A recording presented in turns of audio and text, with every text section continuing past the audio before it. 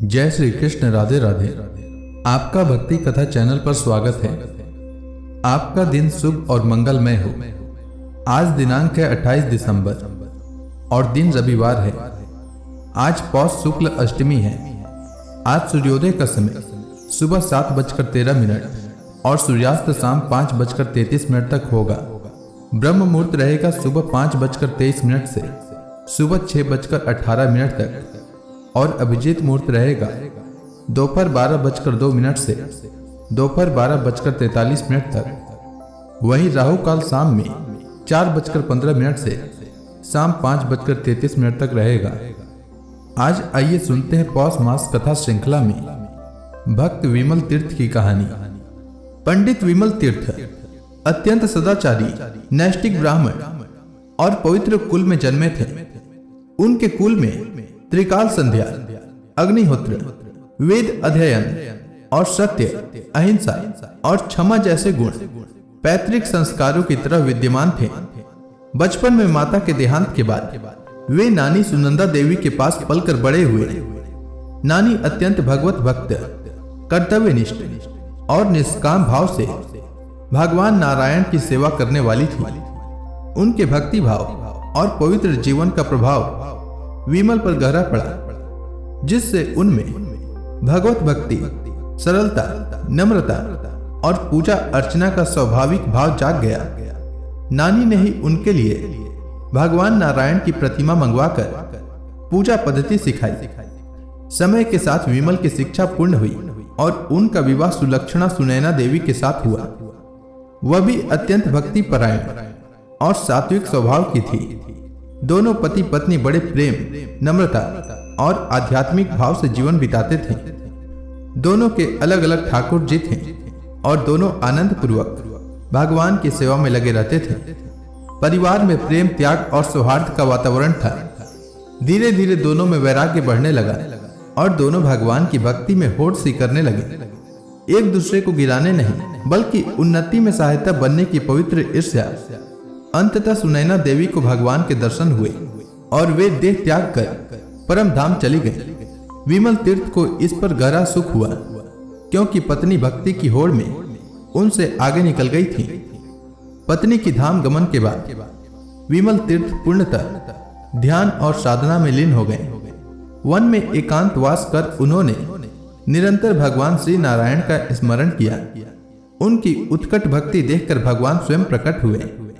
विमल तीर्थ भगवान के चरणों में लौटकर धन्य हो गए और भगवान ने उन्हें अपनी अनन्य भक्ति रूपी कृपा का वरदान दिया और उन्हें अंत में वैकुंठ लोक की प्राप्ति हुई। तो प्रेम से बोलिए भगवान विष्णु की जय।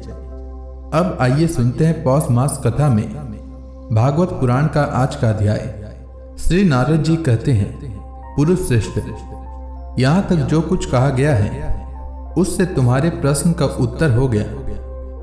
अब मैं एक भली भांति निश्चित किया हुआ गुप्त साधन बताता हूं, ध्यान देकर सुनो। पुष्प वाटिका में अपनी हिरणी के साथ विहार करता हुआ एक हिरण मस्त घूम रहा है। वह दूब आदि छोटे छोटे अंकुरों को चर रहा है। उसके कान भौरों के मधुर गुंजार में लग रहे हैं। उसके सामने ही दूसरे जीवों को मारकर अपना पेट पालने वाले भेड़िए ताक लगाए खड़े हैं और पीछे से शिकारी व्याध ने बिंधने के लिए उस पर बाण छोड़ दिया है। परंतु हिरण इतना बेसुध है कि उसे इसका कुछ भी पता नहीं है। एक बार इस हिरण की दशा पर विचार करो। राजन, इस रूपक का आशय सुनो। यह मृत प्राय हिरण तुम ही हो। तुम अपनी दशा पर विचार करो। पुष्पों की तरह ये स्त्रियां केवल देखने में सुंदर हैं।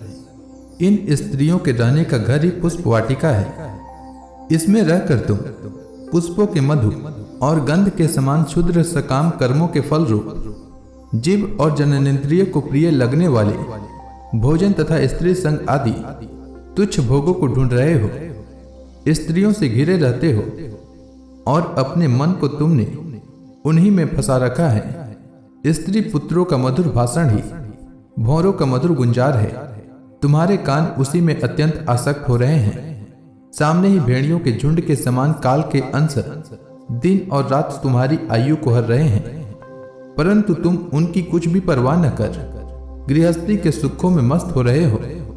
तुम्हारे पीछे गुपचुप लगा हुआ शिकारी काल अपने छिपे हुए बाणों से तुम्हारे हृदय को दूर से बिंद डालना चाहता है। इस प्रकार अपने को मृग किसी स्थिति में देखकर तुम अपने चित्त को हृदय के भीतर निरुद्ध करो और नदी की भांति प्रवाहित होने वाली श्रवणेन्द्रिय की बाह्य वृत्ति को चित्त में स्थापित करो।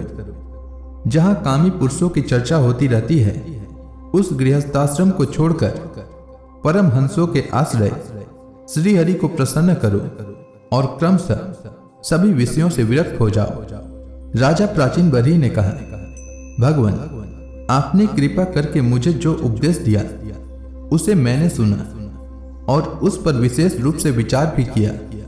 मुझे कर्म का उपदेश देने वाले इन आचार्यों को निश्चय ही इसका ज्ञान नहीं है। यदि ये इस विषय को जानते तो मुझे इसका उपदेश क्यों न करते। विप्रवर, मेरे उपाध्यायों ने आत्म तत्व के विषय में मेरे हृदय में जो महान संशय खड़ा कर दिया था, उसे आपने पूरी तरह से काट दिया। इस विषय में इंद्रियों की गति न होने के कारण मंत्र दृष्टा ऋषियों को भी मोह हो जाता है। वेदवादियों का कथन जगह जगह सुना जाता है कि पुरुष इस लोक में जिसके द्वारा कर्म करता है, उस स्थूल शरीर को यहीं छोड़कर परलोक में कर्मों से बने हुए दूसरी देह से उसका फल भोगता है। किंतु यह बात कैसे हो सकती है, क्योंकि उन कर्मों का कर्ता स्थूल शरीर तो यही नष्ट हो जाता है। इसके सिवा जो जो कर्म यहाँ किए जाते हैं, वे तो दूसरे ही क्षण में अदृश्य हो जाते हैं। वे परलोक में फल देने के लिए किस प्रकार पुनः प्रकट हो सकते हैं। श्री नारद जी ने कहा, राजन, स्थूल शरीर तो लिंग शरीर के अधीन है, अतः कर्मों का उत्तरदायित्व उसी पर है। जिस मन प्रधान लिंग शरीर की सहायता से मनुष्य कर्म करता है, वह तो मरने के बाद भी उसके साथ रहता ही है। अतः वह परलोक में अपरोक्ष रूप से स्वयं उसी के द्वारा उसका फल भोगता है। स्वप्नावस्था में मनुष्य इस जीवित शरीर का अभिमान तो छोड़ देता है, किंतु इसी के समान अथवा इससे भिन्न प्रकार के पशु पक्षी आदि शरीर में वह मन में संस्कार रूप से स्थित कर्मों का फल भोगता रहता है। इस मन के द्वारा जीव जिन स्त्री पुत्रादि को ये मेरे हैं और देहादि को यह मैं हूं ऐसा कहकर मानता है, उनके लिए हुए पाप पुण्यादि रूप कर्मों को भी यह अपने ऊपर ले लेता है और उनके कारण इसे व्यर्थ ही फिर जन्म लेना पड़ता है। जिस प्रकार ज्ञानेंद्रिय और कर्मेंद्रिय दोनों की चेष्टाओं से उनके प्रेरक चित्त को अनुमान किया जाता है, उसी प्रकार चित्त की भिन्न भिन्न प्रकार की वृत्तियों से पूर्व जन्म के कर्मों का भी अनुमान होता है। अतः कर्म अदृष्ट रूप से फल देने के लिए कालांतर में मौजूद रहते हैं। कभी कभी देखा जाता है कि जिस वस्तु का इस शरीर से कभी अनुभव नहीं किया, जिसे न कभी देखा न सुना ही, उसका स्वप्न में वह जैसी होती है वैसे ही अनुभव हो जाता है। राजन, तुम निश्चय मानो कि लिंग देह के अभिमानी जीव को उसका अनुभव पूर्व जन्म में हो चुका है, क्योंकि जो वस्तु पहले अनुभव की हुई नहीं होती, उसकी मन में वासना भी नहीं हो सकती। राजन, तुम्हारा कल्याण हो। मन ही मनुष्य के पूर्व रूपों को तथा भावी शरीर आदि को भी बता देता है, और जिनका भावी जन्म होने वाला नहीं होता, उन तत्ववेताओं की विदेह मुक्ति का पता भी उनके मन से ही लग जाता है। कभी कभी स्वप्न में देश, काल अथवा क्रिया संबंधी ऐसी बातें भी देखी जाती है जो पहले कभी देखी या सुनी नहीं गई, जैसे पर्वत की चोटी पर समुद्र, दिन में तारे अथवा अपना सिर कटा दिखाई देना इत्यादि। इनके दिखने में निद्रा दोष को ही कारण मानना चाहिए। मन के सामने इंद्रियों से अनुभव होने योग्य पदार्थ ही भोग रूप में बार बार आते हैं और भोग समाप्त होने पर चले जाते हैं। ऐसा कोई पदार्थ नहीं आता जिसका इंद्रियों से अनुभव ही न हो सके। इसका कारण यही है कि सब जीव मन सहित है।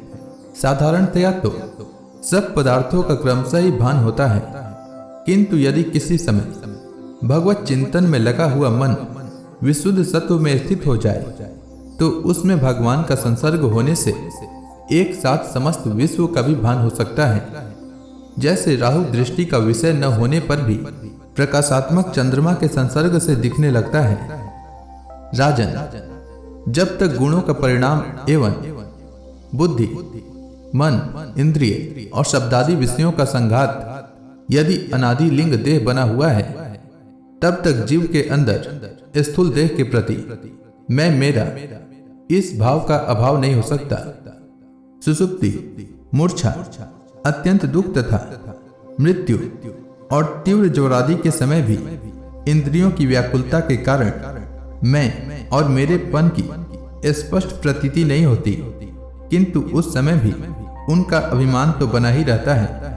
जिस प्रकार अमावस्या की रात्रि में चंद्रमा रहते हुए भी दिखाई नहीं देता, उसी प्रकार युवावस्था में स्पष्ट प्रतीत होने वाला यह एकादश इंद्रिय विशिष्ट लिंग शरीर गर्भावस्था और बाल्य काल में रहते हुए भी इंद्रियों का पूर्ण विश्वास न होने के कारण प्रतीत नहीं होता। जिस प्रकार स्वप्न में किसी वस्तु का अस्तित्व न होने पर भी जागे बिना स्वप्न जनित अनर्थ की निवृत्ति नहीं होती, उसी प्रकार सांसारिक वस्तुएं यद्यपि असत हैं तो भी अविद्यावश जीव उनका चिंतन करता रहता है, इसलिए उसका जन्म मरण रूप संसार से छुटकारा नहीं हो पाता। इस प्रकार पंच तन्मात्राओं से बना हुआ तथा 16 तत्वों के रूप में विकसित यह त्रिगुणमय संघात ही लिंग शरीर है। यही चेतना शक्ति से युक्त होकर जीव कहा जाता है। इसी के द्वारा पुरुष भिन्न भिन्न देहों को ग्रहण करता और त्यागता है तथा इसी से उसे हर्ष, शोक, भय, दुख और सुख आदि का अनुभव होता है।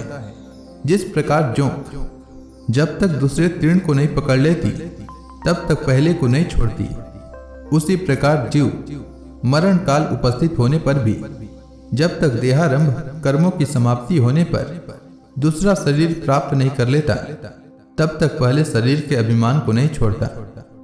राजन, यह मन प्रधान लिंग शरीर ही जीव के जन्मादि का कारण है। जीव जब इंद्रिय जनित भोगों का चिंतन करते हुए बार बार उन्हीं के लिए कर्म करता है, तब उन कर्मों के होते रहने से अविद्यावश व देहादि के कर्मों में बंध जाता है।